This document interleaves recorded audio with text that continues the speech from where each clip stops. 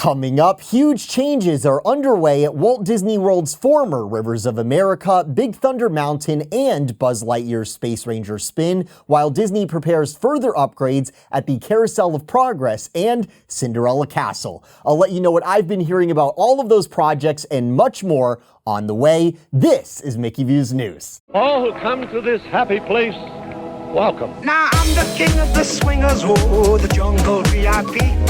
I've reached the top and had to stop, and that's what's bothering me. Before getting into the latest happening at the Magic Kingdom, some happy, some not so happy, some pretty sad actually. First, I want to take a step back, as since the last time I spoke to you guys, a new offering has debuted at the park, which contrasts a lot with the overarching trend we've seen in recent years towards lowercase theming, that being themed spaces that are often sparse or screen dependent. This new experience that bucks that trend in a very positive way is, of all things, the new Beak and Barrel Pirate Tavern in Adventureland, located at the exit of the Pirates of the Caribbean attraction. Now, before I get into what I wanted to highlight here, if you're not sure what this is all about, there's a new bar at the Magic Kingdom. Walt Disney intended his Magic Kingdom to be a dry park. That ship has since sailed. Disney added adult beverages to Be Our Guest restaurant at the Magic Kingdom over a decade ago now, and since then many other sit-down restaurants in the park have gained them as well.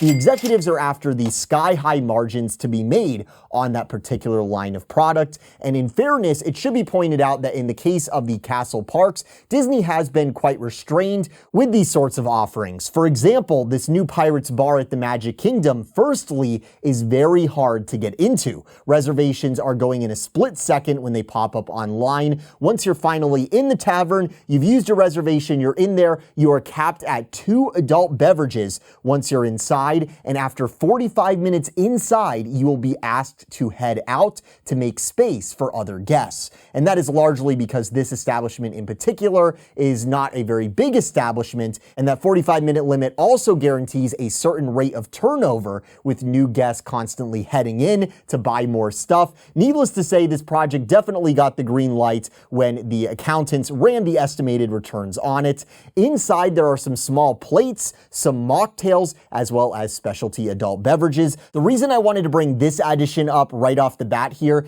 is the thematic experience inside. Imagineering built this place this year, and dare I say, it almost feels Eisner era in a good way. It doesn't have much of that corporate, bland feeling that in recent years we've seen a lot of at the parks, and it shows what the current Imagineers are still capable of, what they have in them when they're given the time and the money, when that feature is unlocked and they're able to go in and make something really, really cool. First of all, the finished product lives up to the concept art, which is a rare thing to see the past decade at Walt Disney World. In the place, it is themed to the nines. There are no minimalist Wayfair coffee tables to be found, no blank walls or giant pieces of easy install Home Depot tile. It is a space very much unlike any other bar or any other tavern, and that is what makes Disney special. Any guest, not just us, will on some level recognize when they enter this space that every little detail was fretted over, and virtually everything inside this establishment was fabricated custom for it. Chief among these details, you have a Mark Davis-inspired bird, an animatronic bird, Rummy, who is a full-fledged animatronic that walks about the top of the bar area, entertaining guests throughout the experience. There's a cat sleeping nearby where you can see it looks like it's breathing. There's ships in bottles that fire at each other. That happens intermittently throughout the experience. And then behind the bar, there's a bottle that fills up with liquid and drains depending on what's going on in the story at that particular moment. There's hidden writing that appears on the walls at different times. There's other walls that have been blasted open by cannonballs, and you can sort of piece together what exactly happened there. There's elaborate wood carvings all over the establishment that are really, really cool. This right here is capital T theming. Maybe all capitals, maybe it's like theming. And that's what made me excited when we got the photos, the first photos and the videos showing the final product and the first guests finally experiencing it. Chiefly, I am concerned with wanting to see the Walt Disney World I remember come back, where everywhere on property, everything is themed to the nines, where things look unlike anything you would see in everyday life, transporting you to other places, other times because that is what makes the place so special. And in recent years, we have been railing against Disney de-theming previously great, cohesive themed spaces, turning them into an amalgamation of the latest trends with Disney character stickers slapped on top. This Pirates bar is not random stuff. It is not character stickers. Where there is IP, they're carved in oak. Carvings telling the stories of those characters. The nods are things that the fans of the franchise of the original attraction, they will recognize, but not knowing those things doesn't get in the way of enjoying the experience itself. Someone with little knowledge of the Pirates films or even the Pirates attraction, they would still be very immersed as this experience is a destination itself with its own character and its own characters. And I think it'll likely leave the less initiated guests with an interest in experiencing the attraction again and watching some of the films. That is the knock-on effect of thematic maximalism. Now, of course, Disney did that here to keep in line with similar highly themed bars like Trader Sam's across the Seven Seas Lagoon at the Polynesian, and Disney was more willing to put a lot of creative into this product, given that the project had an expectation of direct return via the revenues on those lucrative food and beverage offerings. So this was no big change in philosophy on the executive side of things. They're still looking to fund projects with direct ROI, which not everything we love at Walt Disney World is, and the features of the resorts that make money more indirectly, they deserve a renewed level of attention like this as well. But Imagineering did a great job here, and hopefully the executives won't take from this, oh, it's popular because it's a bar. Oh, we need more bars. No, it's because it is a substantive, themed experience which attracts your biggest fans and creates new ones. People want to experience it. This could be a stretch, but I think that you can find some tinges of Walt's original concept for the Tiki Room in here. Strangely enough, where you may recall originally Walt Disney, he wanted that attraction to be a restaurant, originally with real birds up above, which would have been crazy. And then of course later the idea was animatronics up above. Here you have families coming in who are enjoying small plates while a show of sorts unfolds around them, starring an animatronic bird up above. Given the success this bar is seeing, I wonder about that rumored Haunted Mansion bar for the Magic Kingdom I told you guys about years back, including the fact that I told you guys I heard it was cut out of the villain's plan. Maybe Parks Chairman Josh D'Amaro is now taking a second look at that, given how well the Beak and Barrel seems to be performing. Disney's most recent cruise ship, the Disney Treasure, features a Haunted Mansion bar, the Haunted Mansion Parlor, and that same themed parlor will also be a big part of the Disney Destiny. So we're about to now have 2 of these on cruise ships. I don't know for certain, but I think it is still a faint possibility that something similar to this in theme makes its way to the Magic Kingdom as part of the Villains Land development. We will see. Also, since I last made a video, Disney has announced that after 5 years of varying renditions of the Rose Gold Castle being on display at the Magic Kingdom, the castle will finally head back to its classic colors in the near future, although the exact time frame for this update has still yet to be announced. According to executive of color design and paint in a video on Imagineering's YouTube channel, this next repainting of Cinderella Castle will be what she calls the most classic Cinderella castle ever. And we have some art for it that you're looking at here. The original castle color scheme Disney is drawing from here, if you go back to the photos from the 70s, it features spires that are a rich sky blue. There's gray stonework down below. Interestingly, the original paint job on Walt Disney World Cinderella Castle had fake mortar lines painted into the lower stonework. I'm not sure how I feel about that. We'll see if Disney does that again. But all in all, the John Hench approved color scheme that they're basing this update on is awesome. I just posted on the Mickey Views social medias a 2006 photo of ours of what the castle looked like then. And I think what makes this paint scheme appealing has a lot to do with the light gray castle turrets that you have extending up above. The top 2/3 of the castle there, which some online say looks boring. They prefer the saturated colors that are currently featured on Cinderella Castle. The thing is that those light turrets, they make the castle seem much more real to me. And I think that's because that specific color makes the castle appear much further away than it really is. It contrasts with the sky in the daytime, which really makes the castle look awesome. And even on a cloudy day, the classic color scheme, it almost looks like the castle is extending into the clouds. Also, if you visited the Magic Kingdom pre-Rose Gold Castle, you likely recall walking through Town Square, looking all the way down Main Street and seeing the castle that felt so far away, way out there in the distance. And I think that effect has something to do with the overall more subdued paint scheme, which simulates atmospheric haze between you and the castle, which makes it seem very, very far away. When you really saturate all the colors, you lose that effect because it looks like there is no atmosphere between you and the castle, making the castle appear much closer to you and as a result, smaller. And if you look at the classic castle, even when you're up close, those lighter color turrets up top, they exaggerate the distance between you and the top of the castle. So even up close, the castle looks like it goes far, far away from you, way, way up into the clouds. It is a very, very cool visual trick that was developed with great intent, and it's so great to see Disney returning to it here. Some guests really like the current castle, the special castle. They say it pops in photos. I think the forced perspective effect has been lost a little bit with this current paint scheme,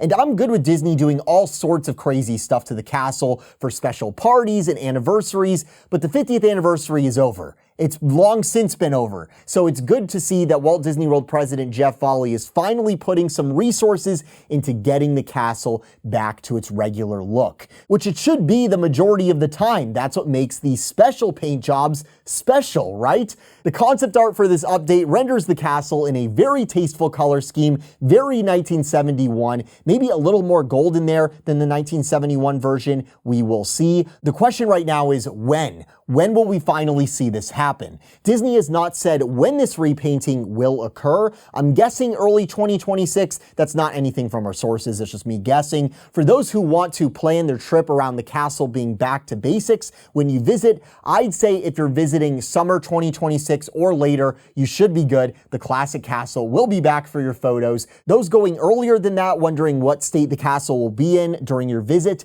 check for updates online about Disney draining the moat. The moat around the castle, it has not been drained yet, and before work begins on repainting Cinderella Castle, Disney typically puts up temporary dams and then they drain the moat around the castle, the area immediately around the castle where you have water, so they can use the bottom of it as the work platform to set up rented ultra boom arms that extend up to paint the castle during the morning hours without the need for a more permanent crane, which can obstruct views at night during the fireworks shows. So keep an eye out for more news on this story. Moving next to Frontierland, this would be a good time to say the Magic Kingdom is a construction site right now, you guys. We've got stuff happening all over the park. We'll be covering the rest of this video, which ended up being quite long because there's so much going on. But right now, the largest work site at this park is the Rivers of America area, which is now in full demolition mode, while refurbishment work continues next to it at the site of Big Thunder Mountain. So a serious chunk of this quadrant of the park is not guest accessible at this current time. Last video, which you should definitely watch if you haven't already, it took me forever to make. We sung the praises of the Rivers of America, everything it offered over the years at the Magic Kingdom, its significance to Walt Disney, Walt Disney's contribution to Magic Kingdoms in particular. This was actually one of the very few parts of Walt Disney World Walt Disney himself had a personal hand in designing. There's also the practical utility of that area, which is just beautiful. It provides a visual escape from the concrete jungle while also providing a physical escape from the congestion in the rest of the park, where you could hop on the beautiful Liberty Bell or grab a seat on the docks of Tom Sawyer Island. We got into why the president of Walt Disney World should reconsider writing this one off. Unfortunately, as you can see in these latest aerials, it is very written off at this point. It is being absolutely leveled as we speak. Many guests submitted their 2 cents to Volley on the matter over the many, many months where this project was sort of in limbo, and he touched on that in talking about upcoming overhauls at the Magic Kingdom, telling Orlando Magazine, quote, "We know that everything at Walt Disney World is somebody's favorite, so we were extremely thoughtful about that. These lands and attractions will deliver some incredibly creative experiences while also bringing new life to underutilized areas." I would retort in the capacity of Tom Sawyer Island being underutilized. The restaurant on the island was closed many times when I went. Multiple of the attractions on the island, like the streams and the water wheel, and often the barrel bridge, they weren't working or they weren't available, they were walled off. And Jeff Volley, you are responsible for that. So why is the area underutilized? You underutilized it. You could have done holiday decor, special events, food events a la Epcot. You could have added or brought back attractions to the river, or most practically of all, you want new area, why don't you shorten the river so you have more space to build beyond it while retaining the Liberty Bell, retaining Walt's Island, retaining the splendor of the area while adding new attractions all around it, everything that you want to add. Expand the envelope of the Magic Kingdom, move the canal back there, update the supporting infrastructure to support decades and decades of awesome new projects, including everything you want to do while retaining what we already have. But I think the way the executives see it is they didn't see the area bringing in much of any revenue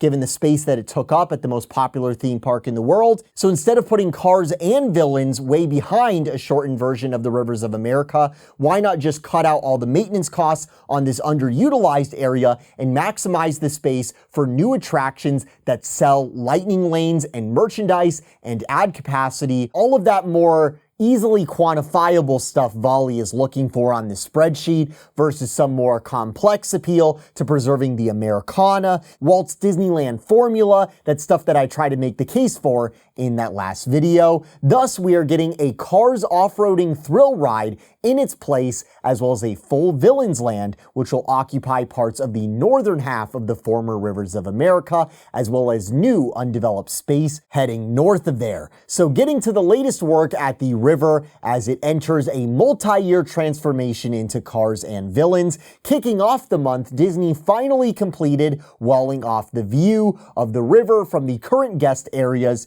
At that point, the river itself, it was done draining, and the track that used to steer the Liberty Bell, which Disney replaced and upgraded not too many years ago actually, that started to be removed. Then the pace quickly picked up on Demolition. First Superstition Bridge was removed, which used to be a really great view. That's what connected the two halves of the Tom Sawyer Island for 50 years. It was a really, really great spot to look over at Big Thunder Mountain and watch the Liberty Bell go by. That and the ripping out of the Liberty Bell track are what allowed Demolition vehicles to really navigate around the area quite efficiently. And so it began Fort Langhorne, the fort on Tom Sawyer Island, which was an upgraded version of Walt's original Fort Wilderness that was leveled in mid-October. Then on Polly's, the counter service on the island, it was leveled as well. Next came the demolition of Harper's Mill, which was really, really rough. I really don't like looking at these photos because that was my favorite feature of the island by far. When that water wheel was working, the inside, the mechanics of it, the engineering of it, and the homages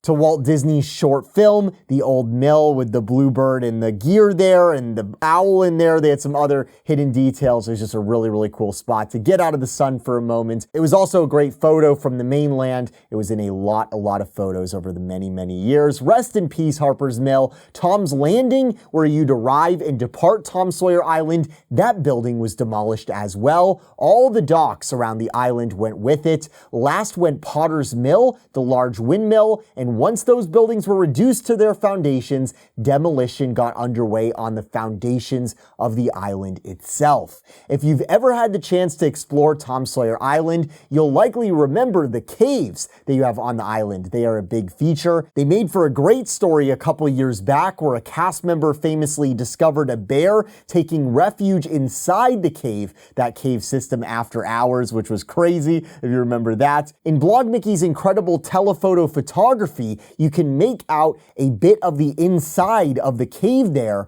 amongst the rubble as crews are currently chipping away at what remains of the cave system on Tom Sawyer Island. In the latest blueprints filed with the authorities in Florida, the latest plans, you can get an idea for just how large this project site is. It is absolutely crazy. Last video, I showed you some of the plans and some of the work that was taking place on new backstage laydown yards, which will be part of this construction project. That's where they're going to be laying down all sorts of construction materials and parking vehicles and things, stuff that's needed during construction. One of those those laydown yards is very special in that it is going to become a temporary office area. That is where people that are working on the construction site will be able to park. It's going to be able to hold a lot of vehicles at once, and then there's going to be office trailers on there for Imagineering and contractors. Now, in the latest aerials from BioReconstruct, you can see those trailers are now on site. They have been installed, and prior to then, in some of the previous aerials, it was evident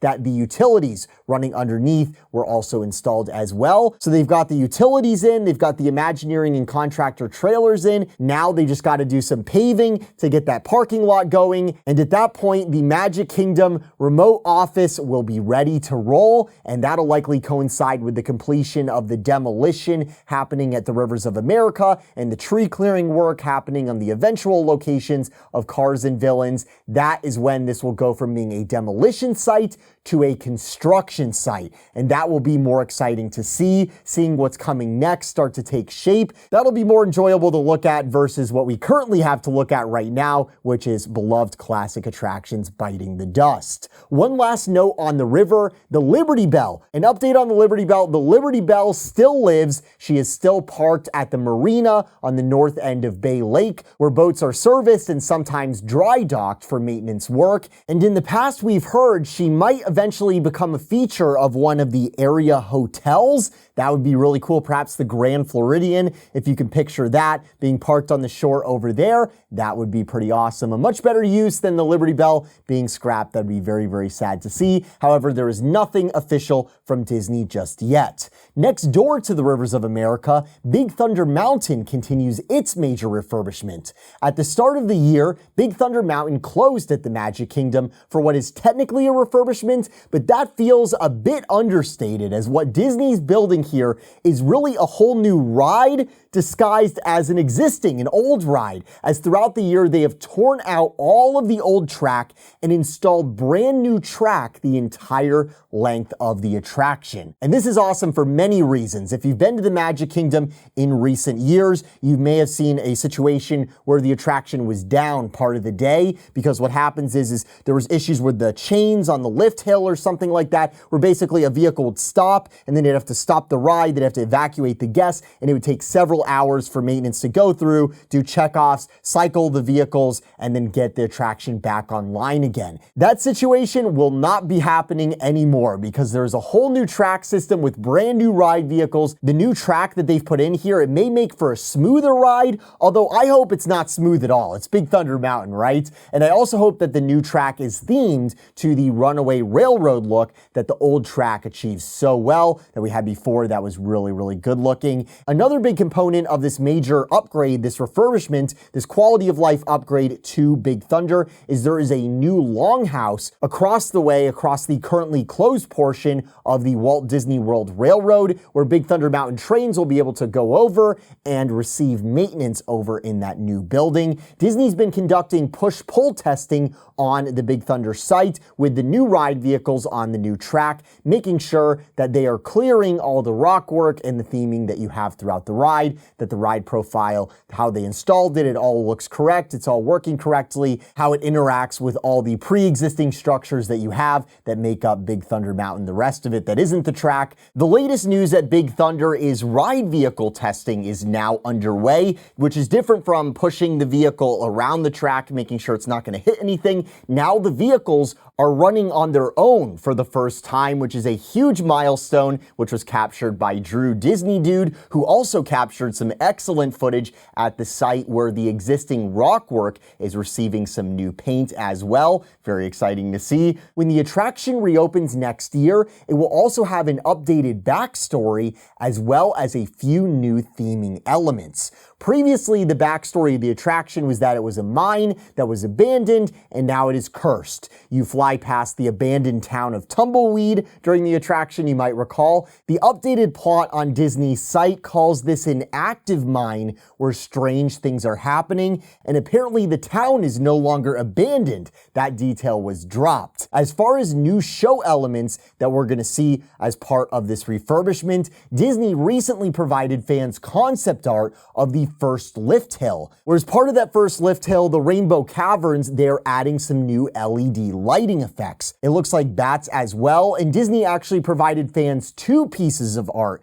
and if you stack them on top of each other, it seems to suggest that as you start up that lift hill, the caverns will look the way they do in the top panel, that first color scheme, and then they're going to change to that more sinister color scheme, and the bat's eyes will begin to glow, letting you know that this now active mine is still definitely cursed. However, I've been telling you guys, in addition to this, as far back as 2020, that Imagineering has been wanting to add the explosion effect that is featured on other versions of Big Thunder around the world to Walt Disney World's Big Thunder Mountain Railroad, and that this was originally one of the pluses planned in time for the 50th anniversary of Walt Disney World, and those planned quality of life enhancements at the Magic Kingdom attractions, they were all put on pause, they were all put on the back burner, and in the years since, we've seen many of those come to fruition, including the Hatbox Ghost and the update to the Country Bear Jamboree. Then we reported last year that the plan to add the explosion effect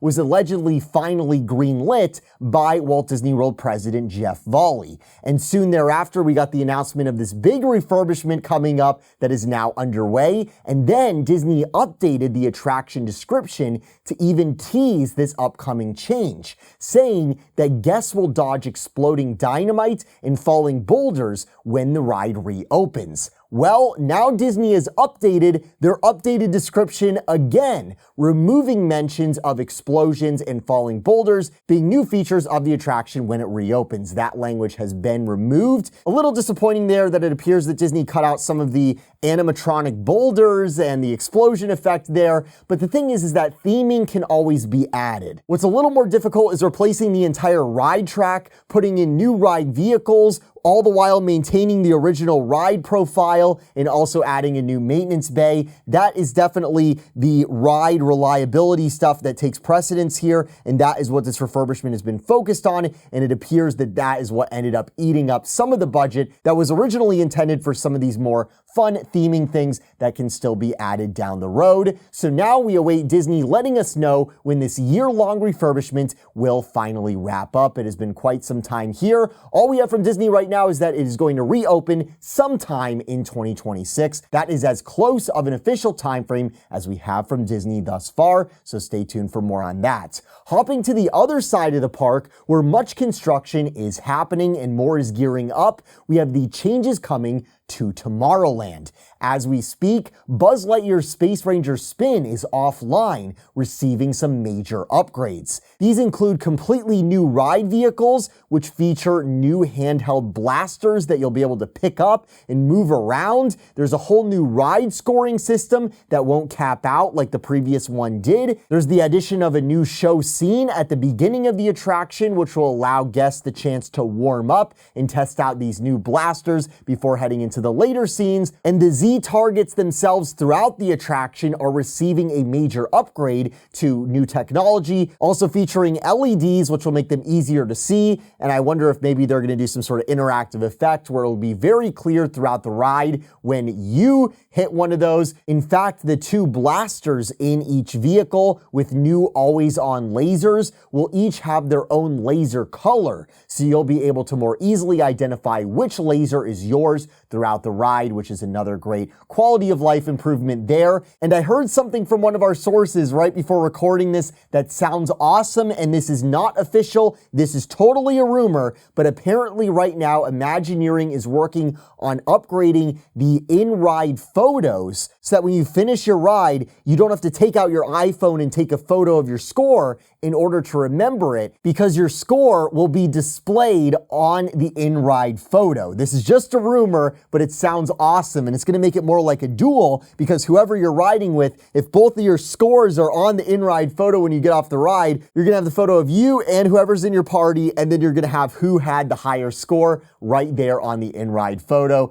That sounds pretty awesome. I really hope Disney does that. Just like Big Thunder, all we have from Disney right now is a vague 2026 reopening timeframe with nothing more specific just yet. I am very excited to check out the finished product here, and this is one of those things where it's not huge, it's not a huge change coming to Walt Disney World, it's nothing too big, but you know, we don't just want big new additions to Walt Disney World, we also want the existing stuff, Disney to improve upon it while keeping what we like about it, but making it better, moving it into the future, and that appears to be exactly what we are getting here at Buzz Lightyear Space Ranger Spin, and I am very excited to check it out when it reopens next year. Nearby the Buzzwork, Astro Orbiter was down the first half of this year to receive its own major refurbishment. It reopened this summer with updated planet theming elements, a repainted elevator shaft, and mechanical upgrades. However, the reason this is in the news today is because the just rebuilt attraction has spent the summer and fall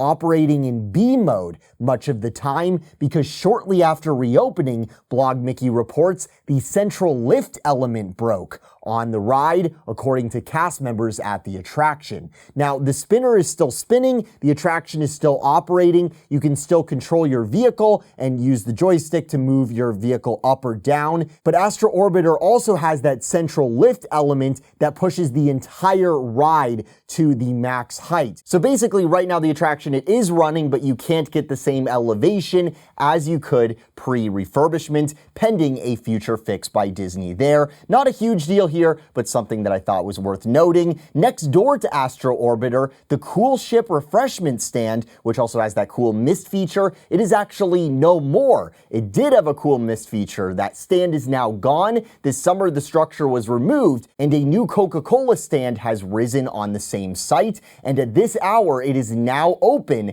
at the Magic Kingdom. This new stand has some awesome nighttime lighting effects, as you can see here, but even looking at it during the day, as Disney was still putting the final touches on it here, it has a really cool theme to it, which is in line with the decades-long gradual Tomorrowland aesthetic refresh, where Disney's been moving the land's styling to a more mid-century retro-futuristic look, along the lines of how Tomorrowland originally looked when Walt Disney World opened, moving away from that 1990s ray gun Gothic style they did for a while. This new stand fits really nicely with the similarly styled Joffrey stand, which is also nearby. The new Cool Ship stand is named Astro Fizz and offers a bunch of Coca-Cola specialty products. For frozen slushies, the stand offers Fanta Orange, Fanta Blue Raspberry, and Coca-Cola. I would probably pick Coca-Cola of those. Let me know which one you guys would pick. The stand will also continue selling popcorn as it did before, but now there is a new churro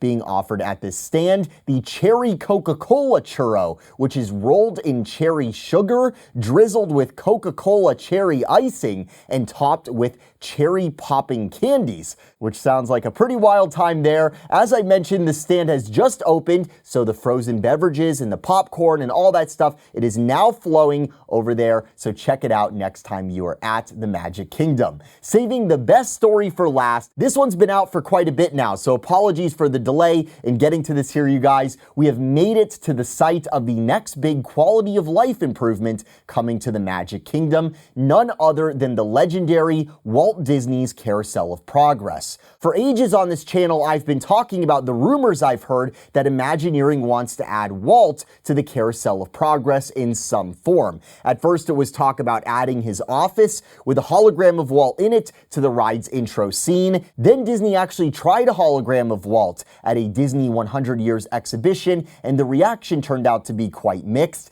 Then Disney debuted the Walt Disney Animatronic out at Disneyland in California this summer, and now that they have fully developed a Walt animatronic, they can fabricate another one. After one final teaser that I wrote on X shortly before Disney's announcement, Disney made it official. Walt Disney is heading to the Carousel of Progress at Walt Disney World. Disney released this art of what the scene will look like, and really cool is, instead of it just being his office, Walt will be standing at a drafting table, surrounded by some of his most futuristic projects and visions he pursued late in his career and his life in the late 50s and early to mid 60s. Very World's Fair-esque, this scene here, which makes sense since the Carousel of Progress attraction debuted at the 1964-65 New York World's Fair. Behind Walt, you'll spot the monorail, Walt's napkin drawing of the floor Florida project, the rocket from his Man in Space film, the mold for the Lincoln animatronic face, which of course was another big attraction at the fair. There's a model of Rolly Crump's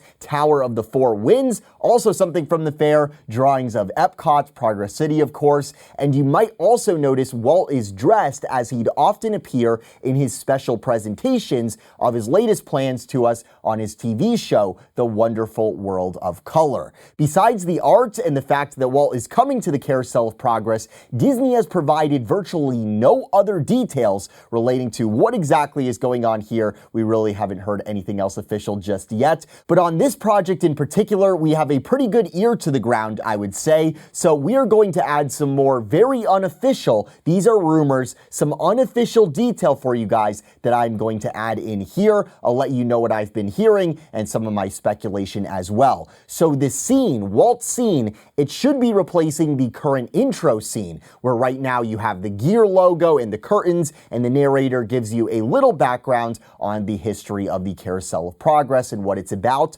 Soon, Walt will likely be the one to give a very similar spiel right in front of you, adding a nice prologue to this attraction which meant so much to him. It embodied so much of what Walt was about. And this should be something where Imagineering doesn't need to use computer-generated content, generate some new thing of Walt talking about the Carousel of Progress or anything like that, because there are many recordings of Walt introducing the attraction and talking about the development of the Carousel of Progress. There's video of this, there's audio of this, probably more we haven't even seen that's in the Walt Disney archives. Walt recorded a bunch of promotion throughout the development of the World's Fair attractions. The big question that is probably in a lot of viewers' minds watching this right now is how accurate can they get this Walt Disney animatronic? Because the current Walt Disney animatronic that recently debuted out in Disneyland, who keep in mind is in a much larger theater, it's in the Opera House over there. If you really look close, if you take out your camera and zoom in when you're over there, many fans online are saying that this doesn't look a whole lot like Walt. Based on the content of it that we have online, I agree, but I have not experienced that show yet in person, and some viewers have told me that from the regular guest view, which is quite different than a lot of those photos, when you're just sitting in the theater, the effect works a whole lot better. The difference here is with the Carousel of Progress version is that Walt is going to be much closer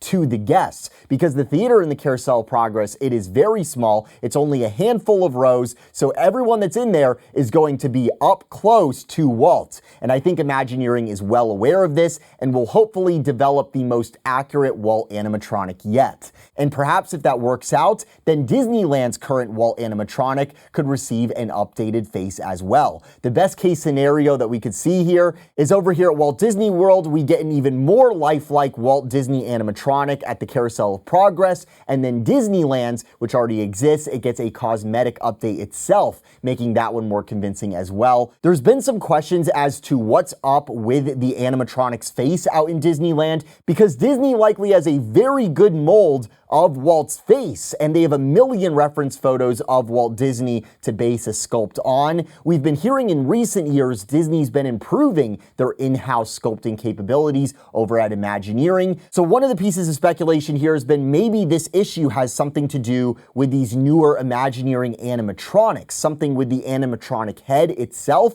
When it's delivered, they have the perfect mask, and then when they go to put it on the robot, on the animatronic itself, the animatronic is morphing the mask in some odd way. The mold looks right, the mask looks right, and then when you go to stick the mask on this sphere of motors and miniature moving pieces, it changes something about the shape of the face where it no longer looks quite as it was intended to. So we'll see how it pans out here with the Carousel of Progress version of the Walt Disney animatronic. The idea of a Walt Disney animatronic has always been controversial, and we're not going to get into that today. The reason that I say that this is the best story of the day is not just because of the announcement of the Walt Disney animatronic.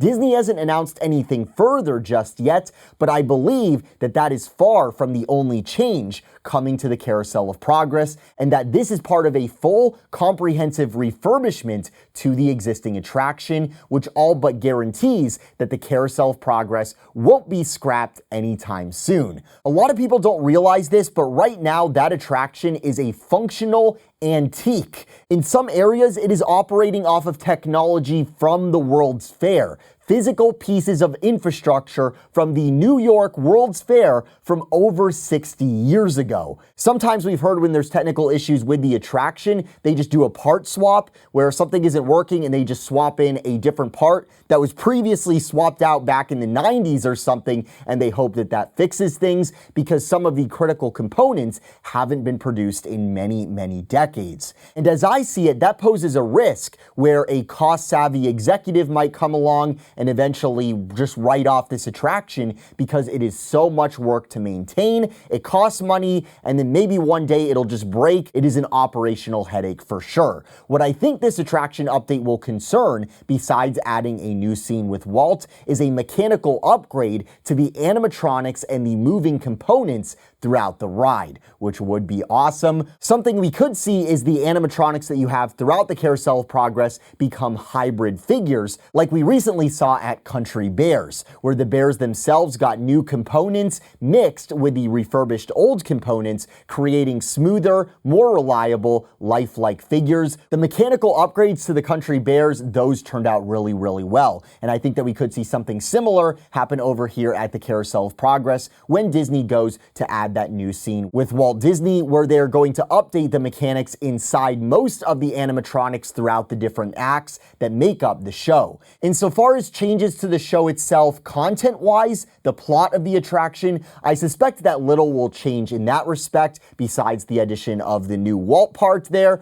but we could see a further announcement from Disney about some other small changes to the other scenes. The most likely scene to see a big story update, of course, would be the future scene. That might finally see an update people have been asking for many, many years, and some people have really grown accustomed to the retro future scene that we currently have there. And I've also heard some rumblings from sources about perhaps a new quick end scene that could be added to the Carousel of Progress show, where when you go to disembark, when you head back to the beginning, Walt says something real quick to cap off the experience, which would be a really nice little cherry on top there. Disney has not announced a closing date for the current version of the attraction, but head over as soon as you can if you want to experience the current version one last time before Imagineering gets in there and makes some changes, the extent of which we aren't sure just yet. I'm optimistic about it. I think it's going to turn out really good, but some fans are more suspicious about how this is going to turn out based on some other recent updates along this line that we have seen. Once the Carousel of Progress finally does go offline for refurbishment, whenever that'll be, I anticipate that it is going to be down a good little while. It could be 6 months, even more, because as I said, this attraction currently is a functioning antique. There's a lot to update, a lot to upgrade mechanically with this one, so if Disney is committing to doing that, that is definitely going to take some time, not to mention adding in that new scene with Walt, where if that was the only upgrade, I do think that they could do that much, much faster, like a month or two. My understanding is that these latest animatronics from Imagineering are pretty good at plug and play, where they can move them in quickly and get shows up and running, but it's all the rest of the work that Disney hasn't talked about that I suspect we're going to be getting here that is likely to make this downtime a little more substantial. This is likely to be a pretty extensive upgrade to the attraction, at least that is what I've been hearing. As I said at the top, a lot of what I just said is info that I've heard from sources, total rumors and speculation, not official info from Disney. The official news from Disney at this hour is that we are getting a Walt Disney animatronic, which could end up really, really cool. So that's the latest at the Magic Kingdom. Be sure to subscribe with those notifications on to stay up to date with everything happening at Walt Disney World. We have 3 more parks videos to get to. This was just park number 1, so stay tuned. We have a lot of exciting content on the way. You can find out how to support the creation of these videos over on mickeyviews.com/support. Shout out to our patrons over on Patreon for helping to make videos like these possible. Thank you all so much for watching. From the Mickey Views Magic Studio, this is Brayden. Have a magical day.